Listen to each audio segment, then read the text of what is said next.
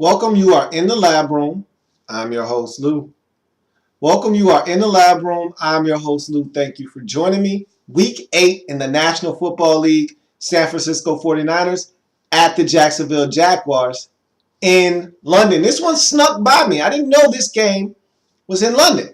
And so I just thought Jacksonville was going to lose another game at home and we just go about our business. But this one was in London, so gained a little bit more attention. But it doesn't matter. In Jacksonville, in San Francisco, in London, the Jaguars are the Jaguars. Doesn't matter where they are, they're still going to lose. And when they're playing a really good football team like the San Francisco 49ers, it's going to get ugly. And that's what this game essentially was. It was a beatdown from start to finish. Jags had an opportunity, though. The game started at 0-0. They kicked off to the 49ers, and Kyle Williams fumbles the opening kickoff. Get the football. You're Jacksonville. You stink. You need every break to go in your favor. Recover the football. You don't. 49ers get it back. And from that point on, the beatdown ensued. As my professor in college used to always say, a sound thrashing was delivered. And the 49ers scored on their first 4 possessions. All of them touchdowns. So right there, 28 unanswered points to start this game off. Jags finally get a field goal to make it interesting. I'm just kidding. Jags get a field goal. This one was never in doubt. 49ers all over the Jacksonville Jaguars when it's all said and done, 42-10. Kaepernick, again, solid game, nothing special. He hurt them more so with his legs in this game than he did with his arms. You look at Frank Gore, another solid performance from Frank Gore. Vernon Davis got in the action, caught a touchdown pass. Anquan Bolden was helping move the sticks.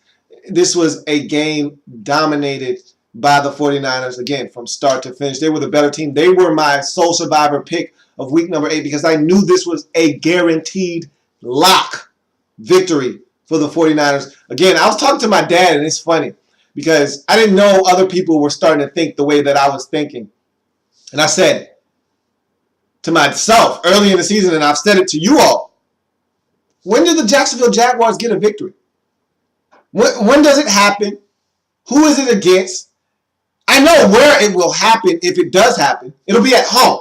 They're not beating anybody on the road. But it's got to be somebody within the division, right? Can you see them beating Indy? Absolutely not. And especially when they've already had Indy at home. So you can go ahead and mark them off of the calendar. They've got Indy one more time. They're not beating the Colts. Are they going to beat Tennessee? With that defense that Tennessee plays, it's family business. They know each other well. Maybe they could eke out one against Tennessee, but if I'm a betting man, I'm betting on the Tennessee Titans to beat these guys twice with the way they play defense. If Jake Locker is healthy, give me the Titans twice, which leaves the Texans.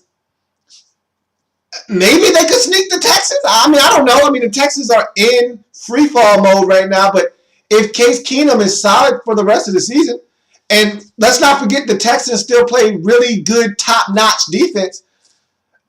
Where did they get a win? My dad said, I don't know if these guys are going to win a game. And I looked at him with the look of, you too?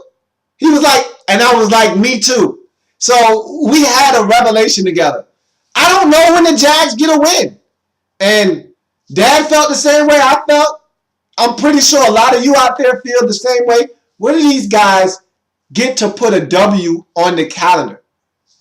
I don't know. They're going to have to sneak attack somebody for a W, but it wasn't in this game.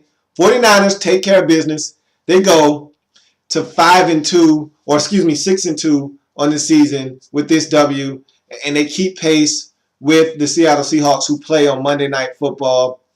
And the 49ers have found their stride, and I said it all along. When they went through that 2-game losing streak early in the season and were 1-2, I said that they needed to get back to the basics, the fundamentals. They needed to get back to 49ers football, running the football. They were finding themselves being a pass-happy offense. I think that first game against Green Bay, it got good to them.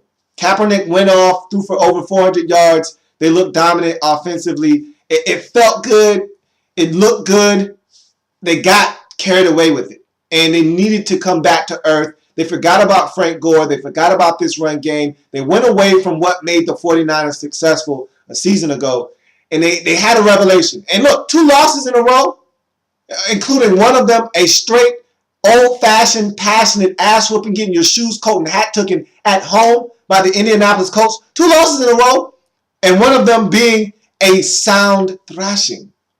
Will do that to you. It'll wake you up and make you reevaluate what you need to do, what you need to have and accomplish to get back to playing winning football.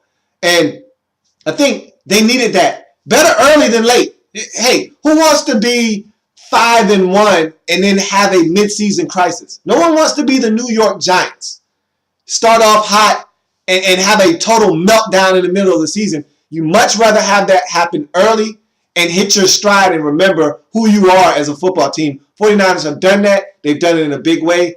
And this is more proof of that with a 42-10 dismantling of the Jacksonville Jaguars. Again, not much to say on the Jaguars front. You're now 0-8. And you aren't going to be competitive in most games, especially if you're playing a good team like you were on Sunday versus the San Francisco 49ers. You're a bad football team, and I don't think this is a matter of coaching. There's just a lack of talent. You don't have a quarterback, and you know the motto. You don't have a quarterback, you don't have a chance in this league. You don't have a quarterback, which means you don't have the prerequisite to getting a victory. So you could easily go 0-16. You're halfway home. You're 0-8. Let's see what the Jaguars do as they continue on their quest to be the second 0-16 team in NFL history. Meanwhile, 49ers get it done. They come back home. They've got a bye week staring them right in the face. They go into it riding high on a 5-game winning streak. They're 6-2, playing good football. 49ers get the win 42-10 in London versus the Jacksonville Jaguars. So that's going to do it for this breakdown of the 49ers at the Jags in London. If it happens in the National Football League, whether big or small, we cover it all here in the Lab Room. Come back. I've got much more action to break down in week number 8. See you here in a little bit.